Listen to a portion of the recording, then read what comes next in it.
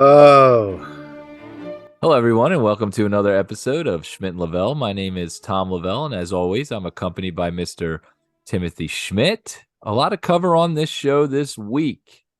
A lot to cover. We're going to be talking about our weekends. We're going to be talking about what this show is about. The NBA Finals, a new coach for the Philadelphia 76ers, the Phillies Wall of Fame, and of course, getting your summer tan.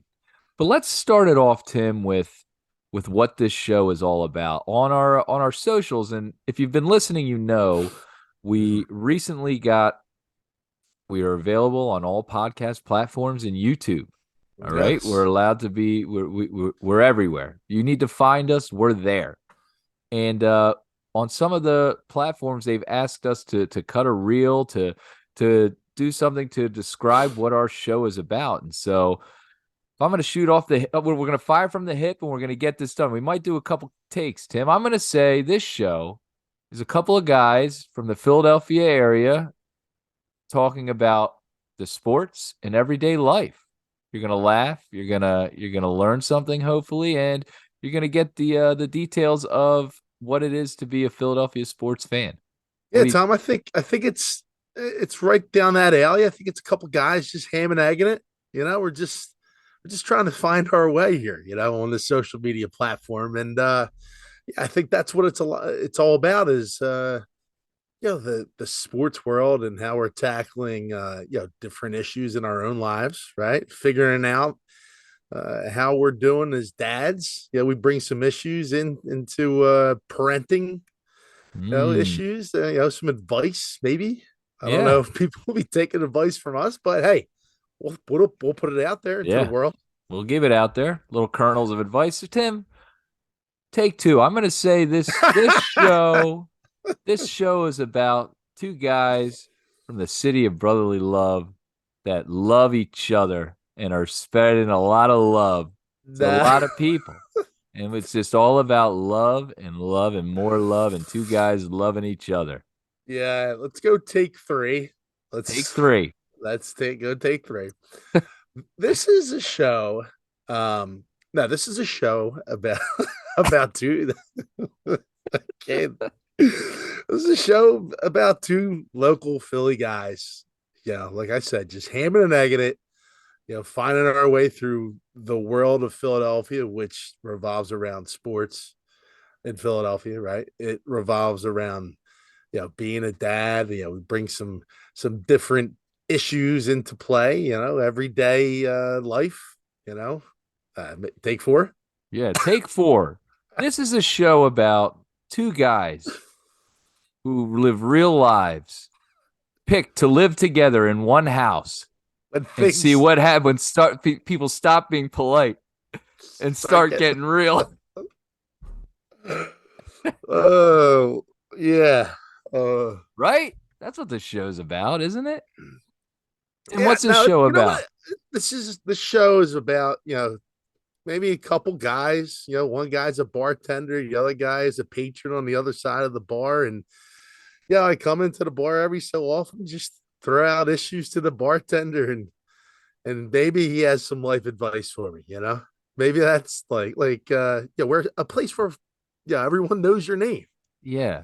Sometimes you want to go where everybody knows it. Take six. This is a show about two guys talking about Philadelphia, their love of the Philadelphia sports teams, being dads, and Mm-hmm. everyday life. Hopefully, we have some insights that are funny, topical, and you can relate to and enjoy. And gosh, if you learn something, that'll be great. Tim, is that what you think it's about, maybe? Yeah, I think it's more of like an underdog story about a local prize fighter, that's just kind of yucking it up in the fight scene, and has an opportunity to take on the number one contender with the belt, and hopefully eventually win a huge heavyweight championship title. You Maybe know, not the first fight, but possibly the second fight. right? This is Yeah, a show about four brothers who were abandoned. They weren't really brothers, but they lived in a home together and they considered themselves brothers from all different races right. All and walks of life. all walks of life. And then someone was coming to take over that house an evil mobster, and they all had to work together to fight him off. Right? Yeah. Yeah, I think it could be about that. This is a show about an asteroid coming to destroy planet Earth. And two,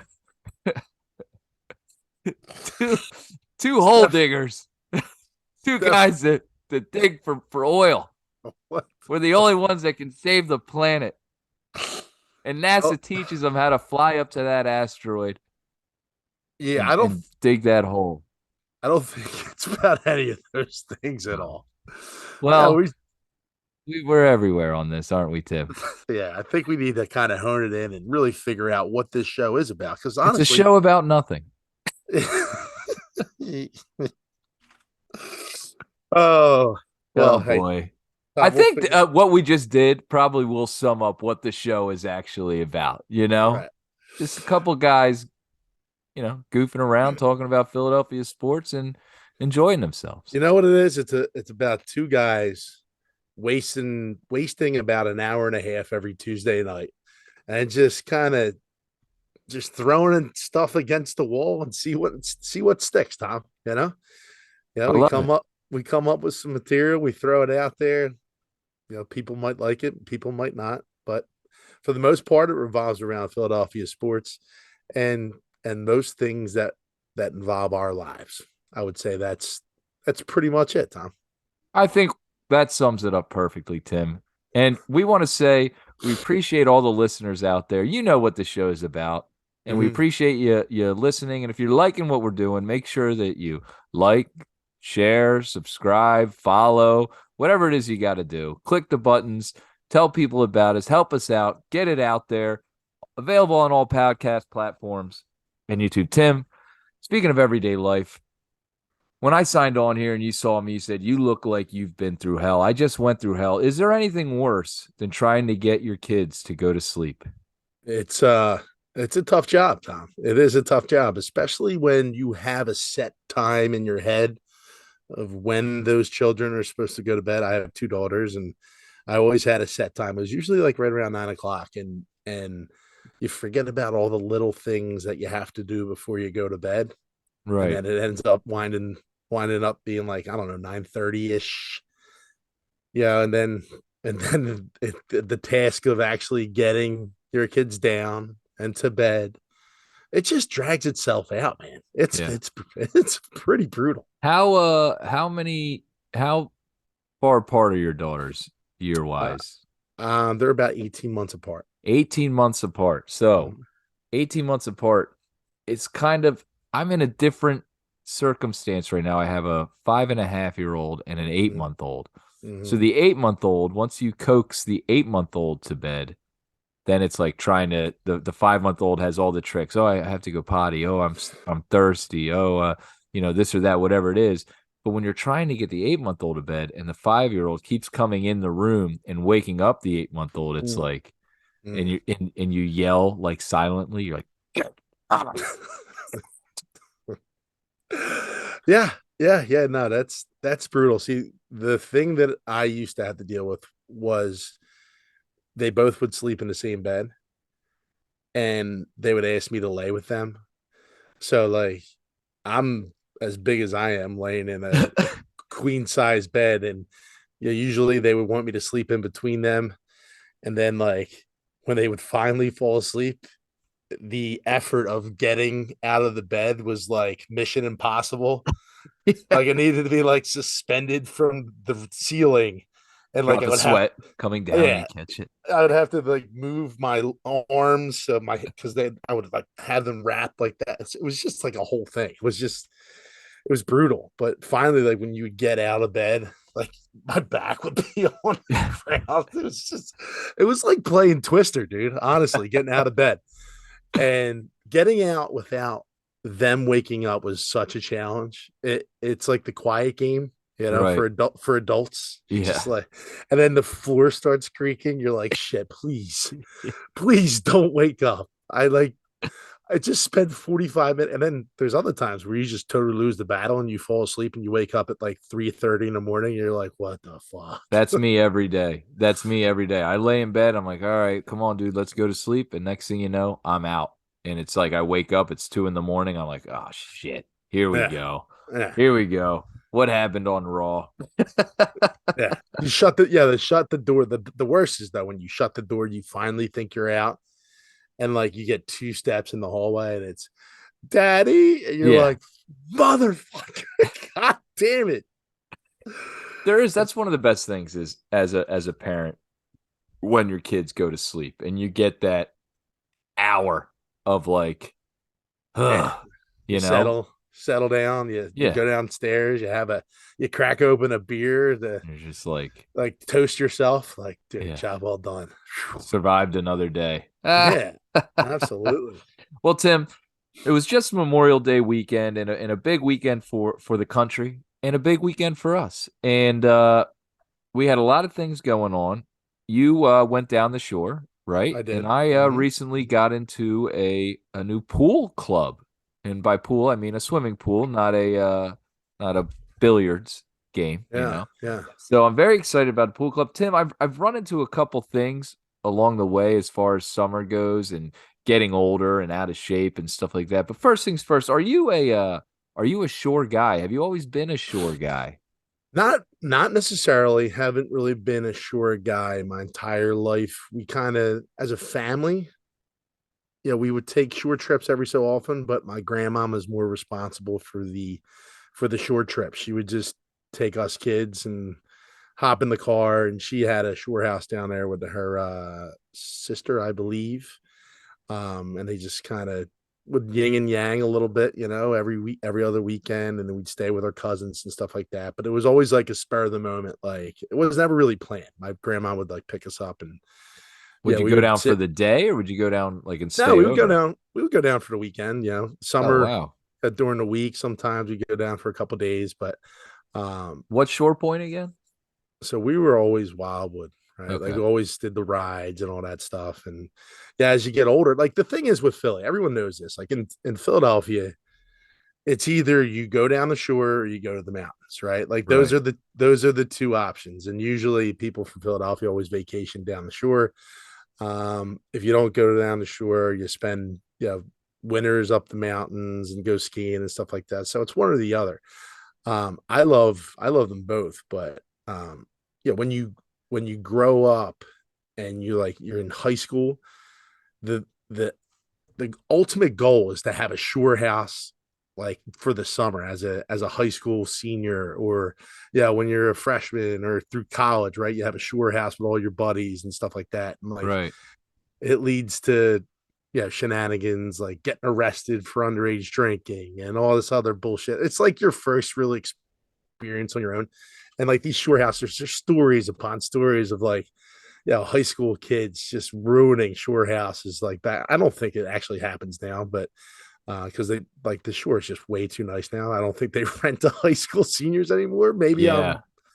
Maybe I'm a little naive to that, but Senior week was a thing. I remember that. We would go down for senior week, and that was like the best, you know. I loved senior week, but then mhm. it's like you pull in and then you're like, oh, so and so just got busted for this already. And it's like, wow, we've been here half a day, you know, Yeah, they're already like yeah, busted, you know. yeah. Your deposit's gone. Everyone that threw up like certain amount, like I'm like as I got older, it's so weird. You start moving down the shore points, right? So like you start moving up the shore points. I'm sorry. So you start out like North Wildwood as high school seniors, and then yeah, as you get a little bit older, you start moving into like Avalon and Sea Isle, right? And then like as you get older and have kids, you end up in Ocean City, and then like yeah, as they get older, they graduate from the rides in Ocean City, and you start moving back down the coast, down to the bigger rides in like Wildwood again. It's like you go up and down the coast as you get older and as you mature. It's pretty interesting. Tim, what is the proper shore attire? Now I'm getting older, and this is something that I brought up with the pool club that I'm now going to. Okay. I'm older. I have an 8 month old. No excuses, but I'm a little bit more out of shape than I'd like to be. Of course, I think everyone is a little more out of shape than they'd like to be. I'm pale. I'm pasty. I've got Mm. hair growing places that, you know, I don't feel like should really, it's not a great look. And the thing is, I feel like if I got some sun and like got tan, it wouldn't be as bad. Okay. If you're tan, it's like, okay, well, you look at, I'm trying to get past that initial, fluorescent light when I take off the shirt, with hair patches here and there. And I'm wondering, is it a violation, or is it just is all my dignity gone? If I were to buy a shirt for the pool, they have these like UV shirts that you can wear. So one, you don't have to put on sunscreen, right? They're a light, like a dry fit shirt. And I wear that. Is this am I a complete piece of shit? I mean, you're starting to show your age, dude. Uh, That's you're in like total dad bod mode right now, right? Like 100%. you Yeah, just gotta own it, in my own it. opinion. Like, look, dude, I at one point I was in great shape. Like I Right. used to be in really good shape. I had no problem taking my shirt off. You know what? At this point, I don't even give a shit anymore. Who am I Yeah, I trying go. to impress anyways, I mean, you're married, you got the Yeah, it's kids, right? over. Like it's like, what are we doing here? Like they look over at you and they're like, look, this dude's, They're not even looking over at me. I just said I'm he's worried yeah, about it. he's Yeah, half dead. You're just in yeah. a I'm way now. basically dead. You know what They're I like mean? they're planning my viewing. Yeah, you're just a guy in the background of some like video that they're recording. Yeah. If you look, That they'll look, close up on because of like, look at this creep well, no, looking over. because usually there's going to be another guy in that same shot that looks worse than you, which would be like me, right? So, like, No. if we were in the same shot, we didn't know each other. No, I They, look worse than you, Tim. oh, come on. I mean, Yeah. look at this. I got gray hair. Look at this, Oh dude. my God. You're amazing. I'm You're just a beautiful. mess. I'm a total mess, dude. Should we just Uh, not? Ugh, I don't want to do it. Look at me. I'm disgusting. Disgusting. I'm a piece of. I know you cover your eyes, but uh, you know it's look funny away. I'm because hideous. yeah, I'm hideous. But like I should just own it. It is funny, but then you bring up a good point, Tim. Maybe what we need to do is find guys much uglier than us and hang out with them. And Uh, so then it's like people see that it's like from Hall Pass. You know what I mean? oh, When yeah, you yeah, no, you surround absolutely. yourselves with twos and you look like an eight, So, that's what I yeah, need to yeah. do. I'm befriending the ugliest guy at the pool. Well, no, well, yeah, I was going to say, not, you don't even have If to be it's not friends with them. me, You don't unfortunately, even have to if it's be, hopefully not me. dude, you just got to do scouting. You just scout the pool, see whoever's fatter than you, hairier than you, maybe has less hair. I mean, Not on many the of them top of anymore. your head, but Not many and of then them. you set up like your chairs and everything right by them, and Yeah, you're set. They don't even you don't even have to be friendly, like an yeah. occasional wave. Hey, how you doing, buddy? Just setting up over here. Do the same thing at the beach, dude. Dude, like I'm not a beach guy. I hate the beach. I love the idea of the beach, but Yeah. I hate the sand, dude. The sand drives me nuts, and it You just don't like the creates sand. all sorts of problems, like like rashes and like just like stupid. It gets in like Right. all your beer and like you bring a cooler, it gets in the ice. It's just everywhere, and it's just you can't get rid of it. Um, so I hate the beach, but I'm saying if you go down to the beach, Right. look, you just scout out the beach and look for somebody that just looks worse than you, Okay. and you Find the ugliest person there. park right next to them. Park right next to him. Take that shirt off, Yeah. right? And Throw they're some probably looking at us like, man, I wish I looked like that. probably throw some sunblock on. You're set, dude. Now I sunblock before we get down there, and I'm like, my wife has to get spray my back, which is ice cold. I'm like, can you spray your hands first and then rub it on my back? But Dude, whatever. I have to, dude, I have so much hair on my back and chest. Like I need like a full grip to like get in there so I get covered, dude. If Yeah. I'm not penetrating the skin, No. that's how much hair I got. I gotta Yeah. get all the way, I gotta get deep. I got like a deep like sun lotion, sunblock, like massage to get it in there. You know what I'm saying? Yeah. We I thought about getting it waxed, the back. Mm, What do you mm. think? Hey, listen, Waxed and the shoulders, you know? I just do a solid one clip on the on the Yeah. back, dude. Right. Thinking It's about just one clip in it too. I it's always worth do the one clip, but I feel like a wax will be better. I don't know. yeah. More expensive. Sometimes you go zero clip, but you need somebody. Well, I would do Look, 0. That's what I would do. you need somebody that's going to commit to you to shaving the back. Right. because there's not many people that are going to do that, Tom. Well, I got 2 weeks that I got to worry about. You know what I mean? Where it's got to be trimmed up and looking somewhat proper, you know? Tom, I got an idea. Oh, boy. Should we shave each other's backs? Hey, I scratch It's all your about the back. content, you know? Let's make it, let's give the people what they want. If you want me and Tim to shave each other's backs, like this video.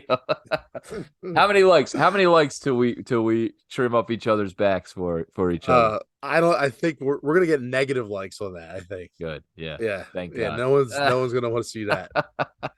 I'm just saying, like we'll help each other out. Maybe we'll Yeah. go in the Well, back we and were at the we were talking about today, and in our production meeting, and there's a guy there. He's talking about it, and he has no clue what it's like. First of all, full head of hair, thick hair, right? Skinny unbelievable. motherfucker too, Yep. and Yep. tan. The Hmm. full trifecta. We're like, dude, you're tan. He's like, no, look at my thing. First of all, he pulls up his shirt and he's skinny as hell. You can see all the abs or whatever it is that you want. Yeah. Second of all, no hair there, tons on his head, no hair on his chest. Third, Yeah. his pale, like he was showing that he had a farmer's tan. His pale was more tan than I am ever. You know what I Yeah. mean? It's like Yeah. your pale is tanner than I'll ever be. Dude, my freckles. Piece of This shit. is my tan. Like my freckles connect on my arm, and Right. that's what people say. Oh, you're so tan. I'm like, no, that's just my freckles My connecting freckles when are the sun growing. comes out. Yeah. Dude, I burn when I open up the refrigerator, dude. The light hits and I'm like, oh God, third degree. Yeah. Oh, it's awful. That's the worst part about it. So is the shirt a violation? I got to look up shirts. Is there good shirts? Listen, I don't know where you're shopping for these. Look, I know the kids got them. The I kids mean, got them. usually you don't need a UV shirt, dude. Just throw it like wear that shirt in the ocean. Don't be just be a guy. Just be a normal Well, no, dude and just I'm at the pool. I'm at the pool all day, and you now can't this is a new club where everyone I need them. They're going to start respecting me here. They're going to say, "Wow, there goes Tom, one of the greatest members of this pool's ever had." I If think that only I he wasn't so pale and disgusting. yeah. I think you lose the respect when you start wearing a UV shirt on at 40 years old. The And respect like is I gone. mean, you're a skinny guy. You're in decent shape. Come on, get out there. No. Show the pecs off. Huh? I will. I'll be out there. We'll be out there. Tim, I will say I think I am a shore person. I love the beach and I love drinking having some drinks. You're out there all day, you're listening to music, you're hanging out, and it's to me that's the best ever. I could sit All on right. the beach all day. Of course, Oh, I have a big tent that I put up and I'm in the shade, but yeah. Listen, I also knew just some breaking news. uh-oh. Just found this out when I was down in Wildwood this past weekend. The police are putting a major emphasis on no alcoholic beverages on the beach. They're going to At be in, all? they're going to be inspecting coolers from what we're told. And look, I think they do this every year, but like this is more like there's signs posted down there. It's everywhere. People There are talking wasn't about it. signs before. I mean, there's signs but like this is like, yeah, they're reiterating and they're re-emphasizing it. Like, hey, listen, no drinking on the beach, and if you're caught, it's $175 fine. There's probably a lot of That's like, problems down at Wildwood with people. Like, I mean, am I doing a bad stigma when I say Wildwood? I feel like is a little more wild than a Sea Isle or Ocean City. I would say, I would say that it's yeah, a little younger. I would say, yeah, of course. I But mean, I mean, there's it's certain areas of Sea Isle as you're getting closer to like the bar scene where the beaches are more packed and it is a little more younger. The further you get away, you get into like the 70s and stuff like that, the 60s, the streets down there, the 60th Street, whatever. But, if you're around 32nd Street, it gets pretty pretty well, busy. listen, Wildwood always had the young attraction with the rides and the boardwalk and all that. So Right. it's always going to be more geared towards that demographic. But yeah, I mean, I don't know. It seemed this past weekend it was pretty calm, but I mean, hey, what each year brings the different crowd. Well, like you said, they're trying to get it out there. Memorial Day weekend would be the weekend to start spreading the word. Hey, this year we're cracking down. By 4th of July, we're going to be inspecting your coolers, or whatever the hell it is. Look, I Are they just don't. allowed to do that? I don't know, but I just used to be able to get down there and used to be able to open like you put it in a little red Solo cup or whatever. But I mean, I don't know what that's going to look like this summer. If they start doing that, there's going to be a lot of fines written on Wildwood Beach. I They will could tell you make a that. lot of money doing that, They I will could, but say. I mean, I don't know how many people you're going to get to in a day if people are fighting that all day. Yeah, right. What a terrible job Yeah, busting people for booze on the beach. yeah. All right, Tim. So this weekend, I got a chance to go golfing, and I went to a club. I ended up shooting a 92, which respectable. I'm happy with a 92. Obviously, I'd like to be in the 80s. Some people would kill for 92. You know what I mean? Why am I complaining about 92? Would you shoot that on the first 9 holes? Tim, there was a situation that happened where, yeah, what'd you shoot on the back? There's a Terrible golf humor, dude. situation where I had teed off and the ball was slicing, and there was a group in the general vicinity. I would say I was about 20 yards away from hitting anyone in that group. And someone in my group started screaming, "4, 4." And I'm like, it ain't going to hit them. Like it's not even going to roll to them after it hits them, you know? What's the etiquette on yelling 4? Do you yell 4 for someone else ever? Is that a thing? And Yeah. if you yell 4, if it's needed, you must yell 4. Have to. But if you're playing with someone that plays that knows they should yell 4, can you be yelling 4 too early? A premature 4? Is there a premature 4? No. So the 4 is meant to just give a golfer or any golfer on the course a heads up that there could be a ball coming their way. Right. So it's for their own protection. It's more of it's just, hey, listen, you're setting off an alarm that there could be a ball in your vicinity. Now, there could be a tree there. It could ricochet off a tree and go in a certain direction. Like Tom, you've played golf before. I mean, I know it hasn't been often, No, but it hasn't. but but but when you hit a tee shot and it could go awry, it could ricochet somewhere and end up in a fairway that you didn't expect it to be in. So yeah, I think the 4 has to be something that you scream. And if someone else is in your group and you don't, because look, you don't see where your tee shot goes all the time. Like you might hit it and get lost in the clouds.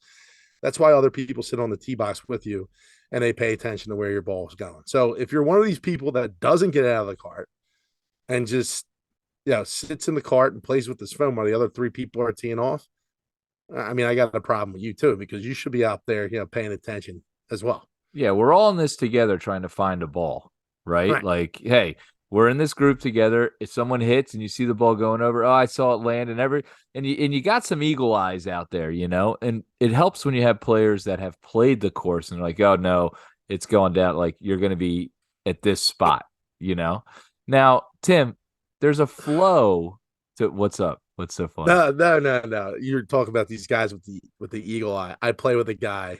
His name's, I guess I'll drop his name. His name's Tim DC. Okay.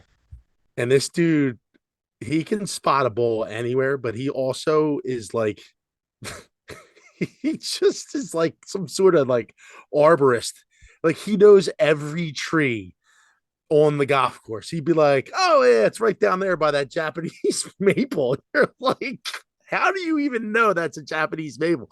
He's like, "Oh, it's two trees up from that Douglas fir." Like that's all he does. He's identifying trees on the course. He's dropping tree knowledge left and right. Like Yeah, what a strange like show, yeah, Oh, this yeah. is my chance to drop, Oh yeah, it's between those 2 oaks over there, Yeah, right by the rose bushes, or like yeah, obviously they're easy to tell, but like it's ridiculous. Every time we yeah. play, it's just it's like a new flower or a new A tree. This different dude bush. is just Yeah. outrageous. I think he's like reading a book before we go play. Like, oh, what did this do? What did the greenskeeper do? Like, why did he plant that oak tree on 14? You know He what I has mean? stories about the trees. This tree is Yeah, actually 130 years old. Did you know that? And right. it was Yeah, planted when this club was first founded on uh, the third hole in honor of an old member that used to play here.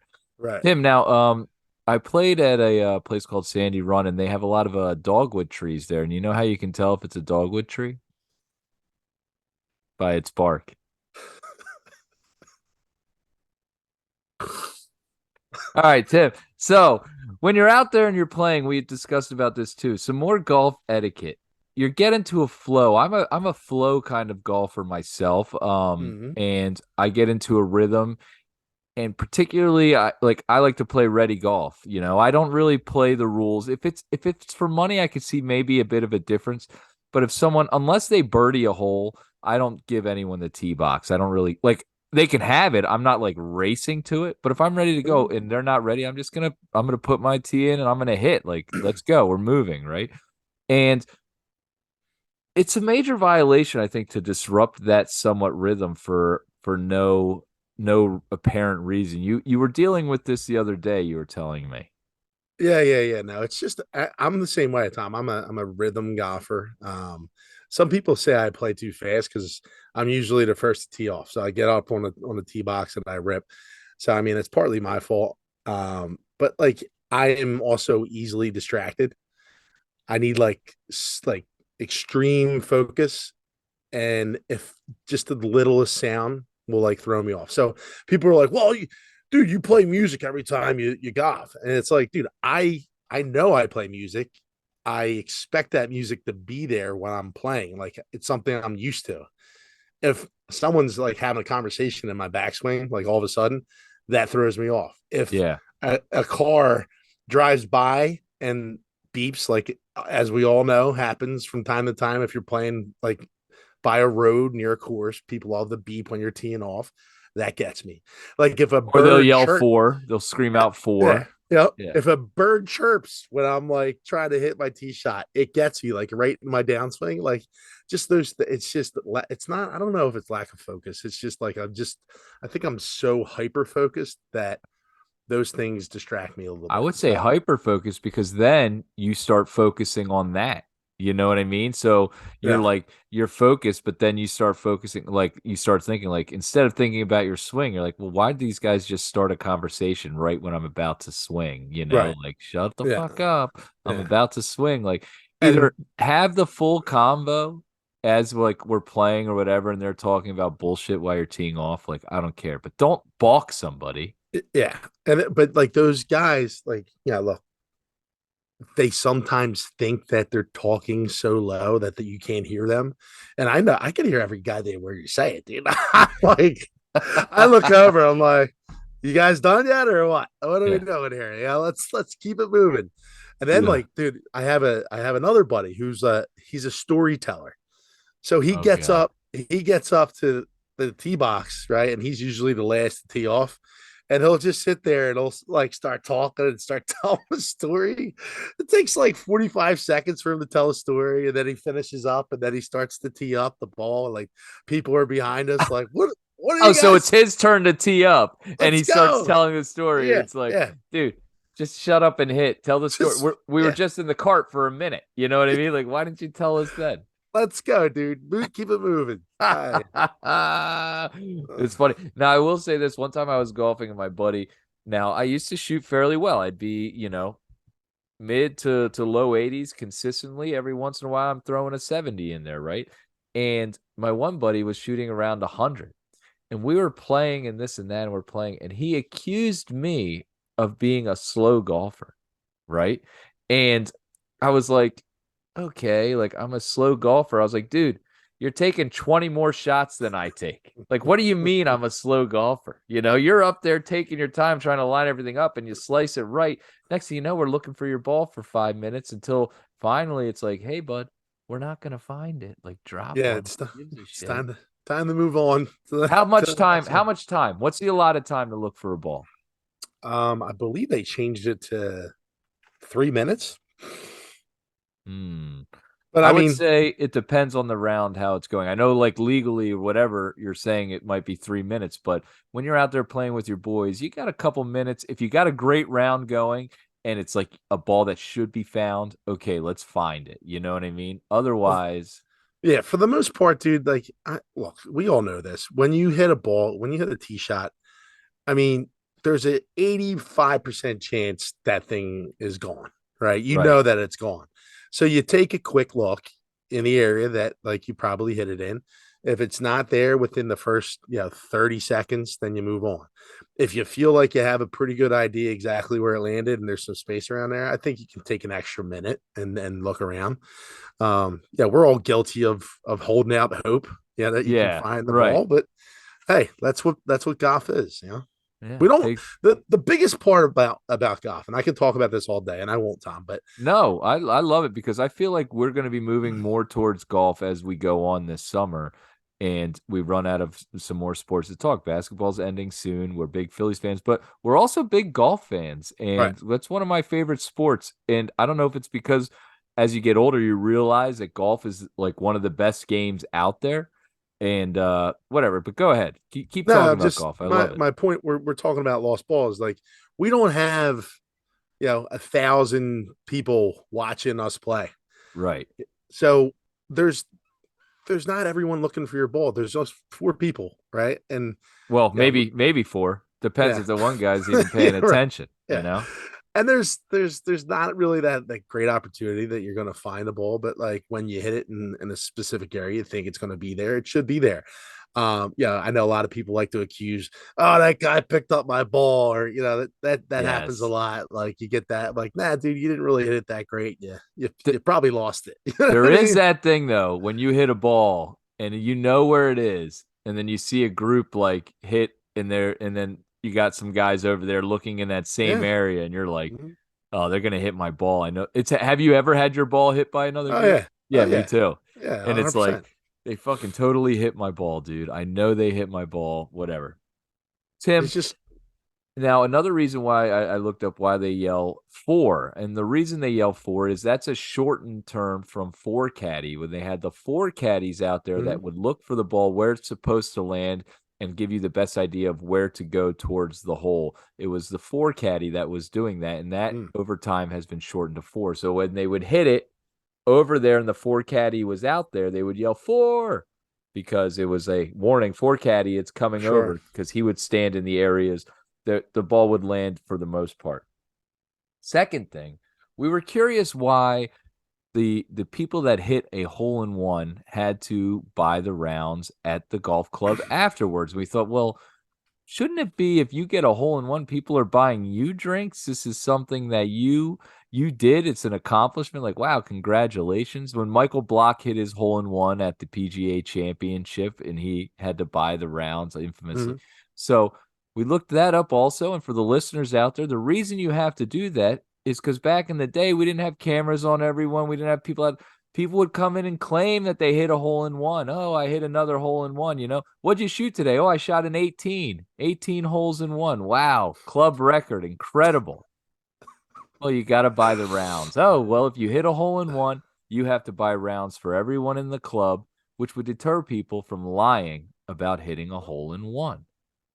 Tom, when there's no rules in place, all is chaos. Yeah. The So it's a honor good. system is great for people with no honor. Yep, absolutely. Um, no, that's actually that's something I didn't know. I should know because I have double digit hole in ones in my career, so I should know that. You have more than one hole in one? No, I have none. Ah, fake valor, you son of a bitch. A fake valor hole in one. Could you imagine? Now, I have done this at Walnut Lane. There's the hole. It's Iwo Jima, whatever we call it. It's that one up side. I've waited there for someone to hit, and they hit close, and I crawled on the tee and put it in the hole. And then me and my buddies were on the tee box and watched the, react. Probably gave it away by us standing there watching them. Like, congratulations. That's great. You call Drinks it on Iwo you, Jima, buddy. huh? Yeah. Yeah, So the Memorial that's Golf Tournament is coming up this weekend. One of my favorite non-major tournaments. Um, This tournament is a regular stop on the PGA Tour, one of the nicest courses out there. Jack Nicklaus, I believe, is the designer of this course, and the most wins at this course is 5 by Mr. Tiger Woods. And one of his memorable shots, I don't know if you remember, Jack Nicklaus at the time said it was the greatest golf shot he'd ever seen. Tiger was uphill in the rough near the green, and he full swing swipes, pops it up, just lands on the green and rolls all the way down slowly and drops in the hole. At the time, he was in contention to win it. He ended up winning that tournament, 5-time winner. If you're a golf fan, got to check out the Memorial Golf Tournament. Tim, is that one of your favorites out there? Yeah, I mean, look, everyone loves the four majors. I love the Bay Hill Invitational, the Arnold Palmer, which Great is course. yeah, I loved that course watching it. I was like, this is a beautiful course. and I played it. I played it 3 times, I think. Bay So Hill? yeah, Oh, uh-huh. wow. And I love that tournament. That's a great tournament. I also love the one at Torrey Pines. I think I forget what that's called. I think it might be the Genesis, maybe. But it's in the beginning of the year. No, it's shit. What is that? Is that this? I forget what that one is. But Yeah. anyway, Yeah. it's in the very beginning of the year. I just love watching courses that I've played before. Not that like That's pretty cool. You do yeah, know the course, and especially if you played it 3 times, we talked today about the more you play a course and you get familiar, you learn how to play a course. There's a certain style or a certain strategy into attacking different holes. yeah, yeah. And it's like when you watch a course that you've played before, and let's say it's Brooks Koepka or Rory McIlroy, right? You remember what you did on a specific hole, and yeah, maybe hits his tee shot like on a par three, and you're like, oh, I know this putt. This is right to left. It's kind of cool. Like you're almost there, right? You've been in this dude's shoes before. You know how the putt rolls. So like I like watching tournaments that of courses that I've played before. Obviously never played Augusta. It's a tough course to get on if you Yeah. haven't heard. I mean, if Yeah, there was a course to play, it would be Augusta. You have played at the Mini Masters, though. I did. Probably the most prestigious One miniature of golf tournament. one of them. Yeah. A couple of my buddies are heading out to St. Andrews next week, which is kind of cool. Where the U Open is played. Yeah. Carnoustie, they're playing Carnoustie as well, so they'll be over in Scotland, which is something on the bucket list. Bucket list stuff for sure. That and shaving each other's backs. I think we could do it. Yeah, we should shave each other's backs at St. Andrews. They would love that. Yeah, right on the first day. Tim, now an interesting thing about the course that you have played for oh wait, no, you played which course? Not Jack Nicklaus's course. You played Arnold Palmer, Bay Hill. Arnold Palmer's. So Murfield Village, built by Jack Nicklaus in 1974, has an interesting, unique thing is that the clubhouse was made in Franklin County. It's in 2 different counties, the clubhouse and the golf course. Do you know why? I'm assuming that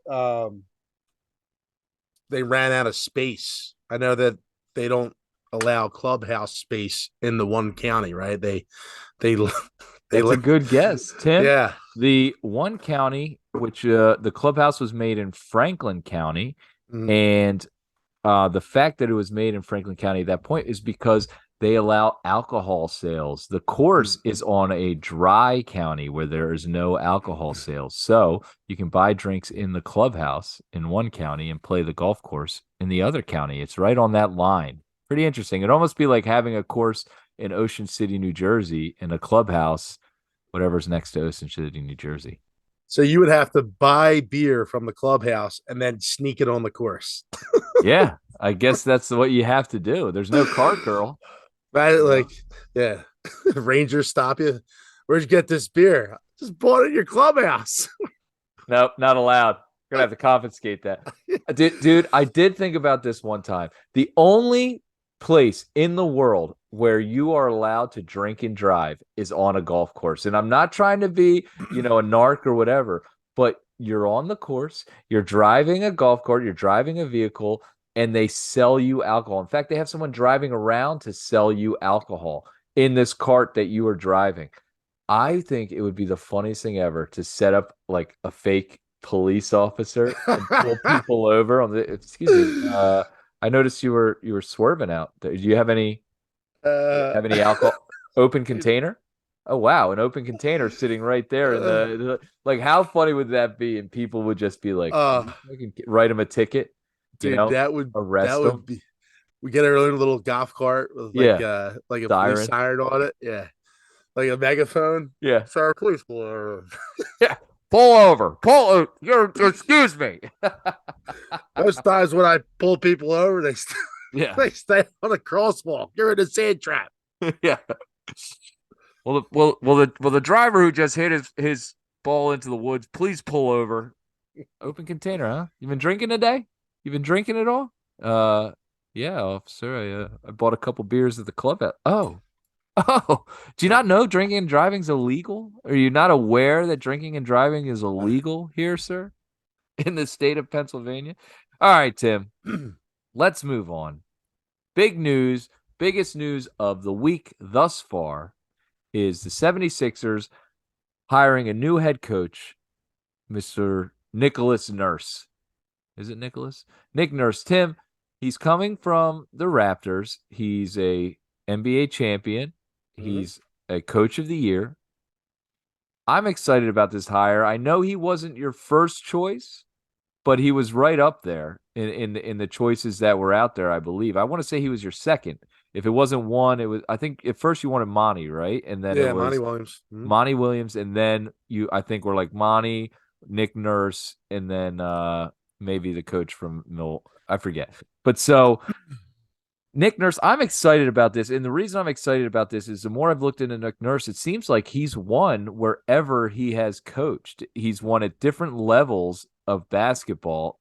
And he's also seems to me to get the best out of the players that he has. What do you think about the hire? And are you now back in on the Sixers?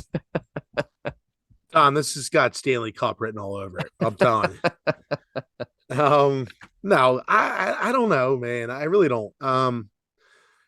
Look, there's so many moving pieces that still have to fall into place with the roster.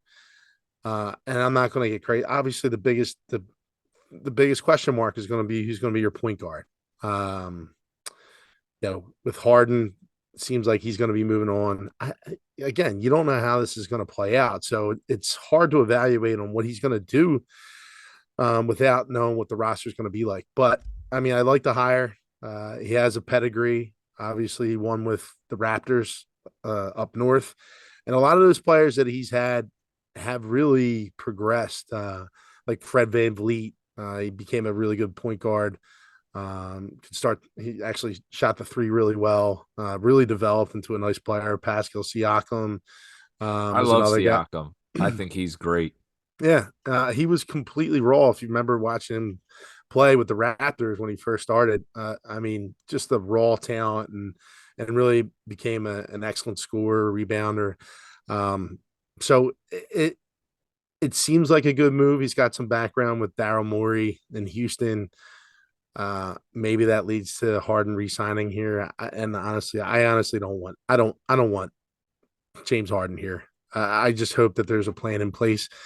And look, Daryl Morey's pulled some rabbits out of the hat in years past, and hopefully he does that with this one. But I'm looking forward to hearing his introductory press conference and seeing what his ideas are. He's not going to tell you a lot, but it seems like a good hire, and we'll just have to watch and see how it plays out. He's very defensive minded. He's kind of like a weird guy. We'll see how it plays out. I don't want to speculate on how it's going to go. So, Tim, two things. One is there any idea in me this is just looking at it, he's with another team, right? He was with the Raptors for several years, and I haven't gotten to look at their roster and who maybe be a free agent. But being a coach somewhere else and you go to a different team, there has to be some players that you're like, hey, I like this guy a lot. He's undervalued. I think we can get him for a decent contract. Is there communication there? You say he's friends with Maury or they have history.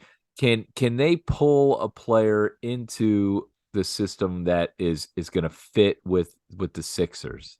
I don't know. I mean, it's just cap hell right now. Yeah. It's it's really uh, you don't know what the cap room's going to look like, because of that whole Harden situation, right? And then you have Maxi that you're going to have to re-sign. He's still on his rookie deal, I believe, so he's probably going to have to be maxed out. And then after all these players get paid, and you'll see where the chips fall and see what room you have to make improvements to the roster. But you ask about why Nick Nurse would want to come to Philadelphia. We have the MVP, right, and Joel Embiid, who's continued to improve his game throughout his career. And then you have Tyrese Maxey, who obviously took a major step in his development, and we'll see how he plays out. But you have excellent pieces here. He turned down, I believe, the Bucks job, and he turned down the Suns job, which have excellent players too as well, to come to the Sixers. So he must think that he can win here. Otherwise, why would you take the job? Yeah. Wow. That's it. That sounds good. I like that. That sounds good to me that he turned because I'm here to make you happy, Tom. I'm I would here to make say you feel comfortable you about could go this to signing. Milwaukee with Giannis. It's like, man, you got a star there, one of the best players in the league that is an MVP candidate every year. But so you said you didn't want James Harden back, and I agree with you. We need a killer on this team. We need someone with that killer instincts that can bury a team, that can, you saw it happening with the Heat last night. And what you didn't see it happening was with the Celtics, particularly a free agent, Jaylen Brown. Do you want Jaylen Brown on the team, or is he someone now after this past series that you're shying away from? So again, we're talking about if we're talking about the Sixers, there's no way they can sign him. So that's not gonna float. But if you're another team, I mean, you have to be concerned a little bit about his playoff woes. But he's still a young guy. I mean, he's an excellent player. Look, James Harden has had historical poor performances in the playoffs, and he still gets money, and he still gets signed, and he still performs terribly in the playoffs. So he's gonna find his way, and he's a wing player. It's a person that you're talking about that you need on your team, a guy that's going to take the shot, and he's lit it up with Tatum in Boston, and I just don't know if it's a great pairing with them. Look, they've been to the Eastern Conference Finals several times. They've been to the finals a couple of times. I just think the guy's only going to get better. I mean, he's still young, so Huh. he just needs a spot to grow, a team to grow with. I think he's got to get out of Boston now. Okay, so Tim, Boston is one of my most hated teams in all of sports. Okay, I hate the Celtics, and Boston. I honestly I hate their fans because they have an arrogance about them. They've had a lot of success, obviously, with the Patriots. They haven't won recently with the Celtics, but you think they would have won, three championships in the last 6 years or so. But they have several championships, the most tied for the most all time. The Bruins obviously have won recently. The Red Sox have had success, whatever. They're one of my most hated teams. We were naming some teams that we hated too. Some maybe were obvious choices and some not so obvious. Like I said, I hated the Tampa Bay Lightning. I don't care for the Bucks because of 2002 when the final game at the Vet. So the one team that obviously is the most hated, one of the most, if not the most hated team in Philadelphia is the Dallas Cowboys. We had an interesting thing happen today during our production meeting that I thought we should let the listeners know about. We're there, we're discussing about most hated teams, and we were naming things that happened. Oh, I hate this team. I hate the Mets. Oh, I hate the Braves too. There's a lot of hate to go around in Philadelphia. We hate a lot of teams. Obviously, the Cowboys came up. A guy is sitting there next thing Oh, you whoa, know. whoa, whoa, whoa, whoa, whoa, whoa, whoa, whoa, whoa! You don't remember the conversation? We started talking about the best running backs of all time, Uh, no, he right? dropped that on as he left. That's Right, what right, he right, said. I don't think we right. ever brought it up No, we until brought it he up. left. We were going through the best running backs of all time, and we were saying Barry Sanders and like No, no, no, someone, no, no, no. or was That's that? not what happened. That was after he had made his claim. Uh, He gets up and you know pays and is going to leave. By the way, go Cowboys, this or that. And I was like, oh, wow, you're a Cowboys fan. Yeah, well, best running back of all time, Emmitt Smith, the greatest running back of all time. And I said, well, I think that's a bit of a stretch there, bud, greatest running back of all time. And he said, and then of course, people are like, what are you talking about? This, I don't know. And then he's walking out the door, well, we've got 5 Super Bowl wins and blah, blah, that's blah. right. And he leaves. Yep. Tim, if that doesn't define a freaking stupid ass Dallas Cowboys fan, first of all, dropping the shit and just walking out. Like, first, you haven't won shit in fucking years. We've owned you for 2 decades in Philadelphia. We've won a Super Bowl. You haven't been to. You haven't. What? You won one playoff game in the last 30+ years, and you're gonna talk all this shit. Emmitt Smith, I will say, I respect Emmitt Smith.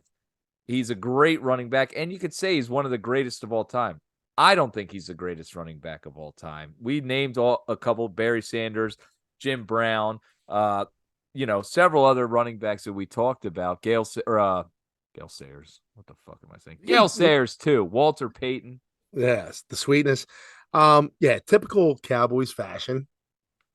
I mean, the guy is an absolute cockroach, right? Comes out of the woodwork, wants to. We're talking about sports the entire time, and Doesn't he chime doesn't in doesn't once. doesn't chime in, doesn't want to join the conversation, but wants to leave on a high note, if you will, and leave us with the Emmitt Smith's the greatest running back of all time. We have 5 Super Bowls later, and that was it. Like, dude, Shut the really? fuck up. Yeah, Like, shut the fuck up. Have a and conversation. I was like, that's a major stretch. He's a great running back, but he was behind the greatest line of all time, you know? one of the greatest offensive lines of all time. And you know what the worst thing about that dude is? He probably grew up like in Northeast Philadelphia, or like right by Veteran Stadium, right Yeah. in South Philly, and his dad's brother was a Cowboys fan because he liked the hat that Tom Landry wore. And that guy dressed so cool. And he was on the sidelines, and that's how I became a cow. They always have the worst story on how they became a Cowboys Yeah. fan. It's I like, was dude, sucking dick and then I thought I should be a Cowboys fan. yeah. I mean, I haven't heard that one before, but I wouldn't be surprised. I think that's what he was going to say. Yeah. He was headed in that direction. But it is so bad. It's so bad that they come up with this stupid shit over and over again. And this is why we hate Cowboys fans, because they pop up everywhere.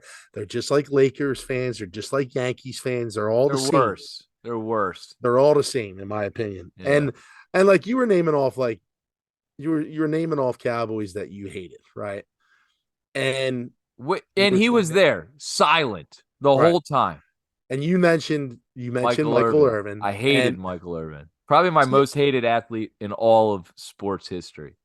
I didn't hate the guys that were good. I hated the guys that were just fucking annoying. Like, I hated Bill Bates. He was like a special teamer, number 40, that like just he always seemed to make every tackle. And like Leon Lett, like it was a defensive tackle, defensive end. I hated him. Jim Jeffcoat, like I hated Uh, dudes like guys like that just were just so I hated their special teams coach. His name was like Ernie Zampese or some shit. I forget what his name. I hated that dude. Like all those guys, I hate about the Cowboys.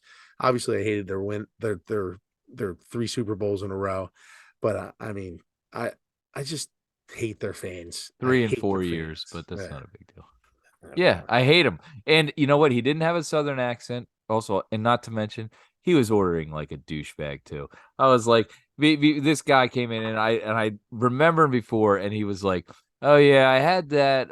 Did you have that on tap still?" I said, "No, we try to go through them. Like when they go, we try to put a bunch of different stuff on all the time." Oh yeah, I really liked that. I didn't really care for that, and I didn't give it. And I'm like, I don't give a fuck what you cared for, what you didn't. What do you want? Just order, you piece of shit Dallas fan. Impressive. I like it. Yeah. So either way, that definitely sums up Dallas fans and their fandom. Like, Tim, if you're in a bar, if you say you were in a bar in Dallas, okay, Hmm. and you hear people talking about Philadelphia, I hate the Eagles. I hate this or that. I never liked Brian Dawkins or so and so. Would you chime in? I mean, it's in my nature to, Tom. Yeah.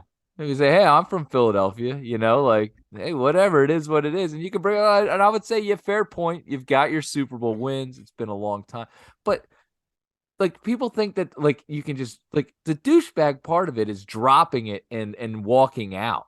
You know what I mean?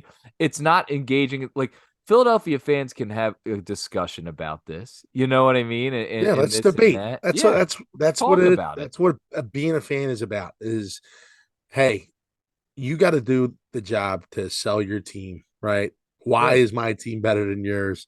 Right. And you can agree on certain things, but at the end, you want to win that debate, right? Like you want to walk away feeling good about your team and about what you said. Um, I mean, but that's the thing. They're gutless. They say whatever they want to say and they walk out the door and then they just, yeah, they leave on a whatever note he wants to call that because it didn't do anything for us. It just let us talk shit on him after he Yeah. rolls, which is Everyone like kind of looked at each other like, fuck that guy. You know what yeah, I mean? absolutely. Uh Either way, leaving that segues, when you're somewhere and you've been there for a little bit and you don't kind of engage and you kind of want out, leads us to our final topic of the Mm, show before our last segment, and that would be the Phillies Wall of Fame. They announced today, Tim, that Mr. Scott Rowland will be inducted into the Phillies Wall of Fame mm. coming up. Tim, what are your thoughts on this? It wouldn't be my choice, and it's not to say that Scott Rowland isn't a great baseball player, Hall of Famer. He got into the Hall of Fame. Should he be in the Phillies Wall of Fame? It's kind of strange because the relationship that Scott Rowland has with the Philadelphia fan base and let alone the organization is just damaged. And it has been for years. And the Phillies organization usually does this really like does these types of things really well. Yeah, they bring back old players, they recognize managers, championships, right? Like they bring back teams from different eras and they do it first class. And I think they got this one wrong, Tom. Maybe they just don't have the pulse, or maybe they feel like it's been long enough, right? Like, hey, this guy's going into the Hall of Fame. Yeah, there's only a certain amount of Philadelphia sports players or Philadelphia Phillies that are actually in the Hall of Fame, right? But the Scott Rowland thing, there's enough of a thorn in the side, if you will, of Philadelphia to say, you know what, dude, I can see this going wrong, dude. I could see He like never made them, amends. He never yeah, made amends. He never, came back and said, hey, maybe things didn't work out the way we wanted. It wasn't, meant to be this or that. I always loved playing here. Whatever came out, blah, blah. Like, I never heard any of that. I never heard, he was in baseball heaven in St. right, Louis, right? Isn't that right. the quote?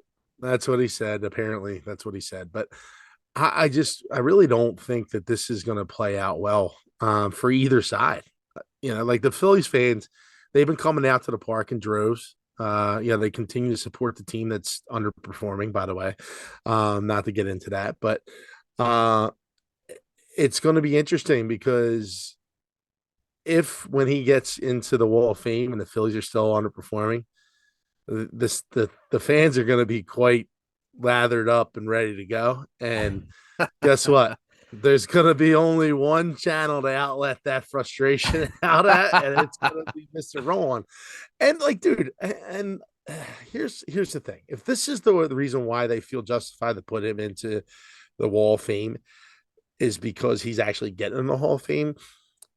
I just don't think it's justified. Like this guy was not an all-time Philly. He like define what a Philly is. Yeah, look, he might have the stats, he might have the gold gloves, things of that nature, but he's not one of us. Like most of these guys, if you look on the Wall of Fame, have some grit to them, right? There are look. I mean, I really don't agree with half of the guys that are in the Wall of Fame, right? Like, like there hasn't been Have they screwed great. up the wall of fame? I feel Yeah, like it's almost some point. Some of it's like, anyway, yeah, they're in, whatever, yeah. let them in. You know, It's like like any Tom, Dick, or Harry that wants to like that's played for the Phillies. And look, I know we've been the losingest organization, first team to 10,000 losses. Like we don't really have much to be prideful of as an organization. But yeah, we've been good in years past, right? In the last 2 decades. But it's just we haven't really had that many great players. So to keep on throwing these guys in, like, dude, Mike Lieberthal, I used to call him get up because he grounded into more double plays than anyone in the world, right? yeah. Like John Kruk, he played for a couple years here. Like, I mean, I think he finished second to Tony Gwynn for the batting title. Like, but All Star, I think one time. Like Darren Dalton is a guy that's in the Wall of Fame that I believe he is the epitome of what a Philly is. So if he is the bar, right? Where do all these other guys follow suit? Like they just don't add up to what Dutch was, and he was an all-time Philly. So Yeah. I mean, it's Darren Dalton, like John Vukovic is another all-time Philly, right? Manager, right? Larry Bella, he's another guy. Like Mike Schmidt. These guys are all like, At least a Kruk is like, he's announcing for us now, and he's got that that spirit of Philadelphia. He's totally embraced. He totally gets the fandom here. Roland's out of touch. He didn't get it. He didn't seem to embrace it at all, and get that. You know, the hate is love almost. It's a weird thing to say, but you just kind of we're critical. It is what it is. it's going to be funny, like because you'll see like the next guy to go on the Wall of Fame is going to be Aaron Rowan because he smashed his face on the center field wall. Right? What do you play here? 2 seasons? 1 season? Played here How for many? two years. He played here for two 2 years, years. but he's the next inductee. But I mean, look, the next probably 10 years, you're going to have Great Jimmy. moment though when he smashed Yeah. his nose Oh, into the wall. absolutely. But you're going to have Jimmy Rollins, Cole Hamels, Ryan Howard. All these guys are going to start going in. Yeah. And so you'll be safe for probably a good decade. You'll see Brad Lidge probably get in. Right. And deservedly so, like Chooch is gonna get in, Yeah, like all these guys. So, you know, it wasn't necessary. You didn't need we don't need you, Scott Rowland. Maybe yeah. that's what I'll say. Just We like don't need you. he didn't need us. Yeah, we don't need you. Tim, one last thing on the Phillies. They are currently now 14-10 at home with a Mm-hmm. winning record, 11-19 on the road. Why can't we 11, win on the road? 11 and 20 now, Tom. No, I added the one. It was 18 before today. Yeah, I know we just lost 2-0. Yeah. Why can't we win on the road? What's going on?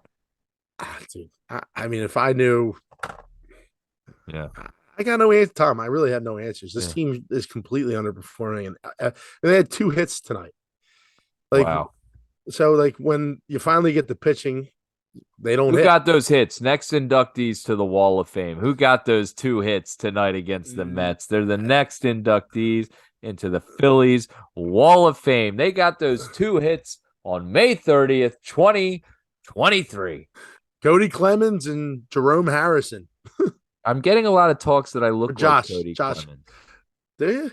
That's the rumors out there, Tim. We'll have to post a picture and me and Cody. All right, Tim, this brings us to our final segment of the show, which is Name That Show. We've been talking Oh, about a lot of things. We've covered our weekends, we've covered tanning, covered wear attire at the shore, at the pool club, golf. Why do you yell four? Why do you pay for a round after a hole in one? The NBA, our new coach, Nick Nurse, and of course, the Wall of Fame. Tim, do you have any ideas what we should name this show and why? hmm. He's thinking, folks. The wheels are turning. What's the name of this show? Uh, Dun, dun, dun, dun, dun, dun, dun, dun, dun, dun, dun. All right, well, this is a lot of dead air time, Timmy, so I can't keep you going with that. I'll let you think. Let me think. I'm gonna say Nick Nurse shaves his back. What do you think about that? Nick Nurse shaves his back. what about Caddie Police? Caddie Police. I think I'm gonna go with that. Tim, we're gonna throw that one out to the listeners. We're gonna be calling this episode the Caddie Police. I like that. What do you think? Yeah, I like it. Sounds pretty prestigious. For For Caddie Police. For Caddie Police. Once again, if you've gotten to this point, we appreciate you listening. We hope you enjoyed the show tonight. We enjoy doing it for you. If you like it, please like, share, subscribe. Tell your friends. Tell your family. Tell whoever will listen to Schmidt Lavelle, the new greatest show in Philadelphia. Soon to be on the Phillies Wall of Fame, Mr. Timothy Schmidt and Tom Lavelle. We appreciate you listening. Timmy, anything you want to say to our listeners out there before we sign off? Here's to Chad. To Chad, as always. Cheers, Chad. Thanks for listening. New episodes every week on all podcast platforms and YouTube. Have a great weekend.